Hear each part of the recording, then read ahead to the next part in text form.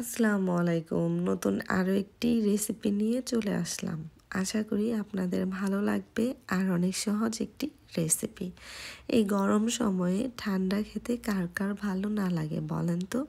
ঠান্ডা খেলে মনে হয় যে প্রাণটা জুড়িয়ে যায় এবং কিছুক্ষণের জন্য খুবই ভালো লাগে।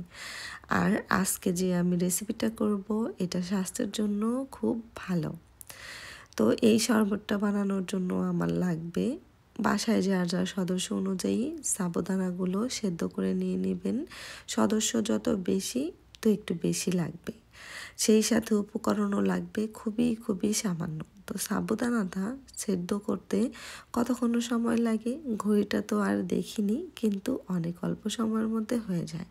সাথে একটু নাড়াচাড়া দিতে হয় যাতে লেগে না যায়। তো সেদ্ধটা আমি করে নিলাম, করে নিয়ে আমি ছেঁকেও নিয়েছি। ছেঁকে নিয়ে যে দানাগুলো বের হয় দেখতে কিন্তু খুব ভালো লাগে, খুবই সুন্দর। তো আমি দুইভাবে করলাম।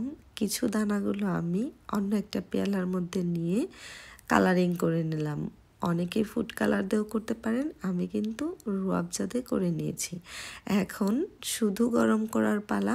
সামান্য চিনি দিয়ে দুধটা জাল করা। যে পরিমাণে দুধ দেবেন সেটা যার ফ্যামিলি অনুযায়ী, কারণ সদস্য বেশি থাকলে দুধও বেশি লাগবে। তো আমি দুধটা নিয়েছি আমার ফ্যামিলির অনুযায়ী এবং জাল দিয়ে খুবই অল্প সময়ের মধ্যে কমিয়ে নিয়েছি। তারপর এখন সার্ভ করার পালা। তো আস্তে করে সবগুলো গ্লাসের মধ্যে দিয়ে দিলাম। 2 গ্লাসই হয়েছে, যেটা আমাদের জন্য খুবই যথেষ্ট। আর দেখতেও কিন্তু খুব লোভনীয় লাগছে, খেতে না আরও কত মজা। আর দুধটা জাল দেওয়ার সময় অবশ্যই কিন্তু চিনি দেবেন। লাস্টে তরমুজ দিয়ে সার্ভ করে দিলাম। আল্লাহ হাফেজ।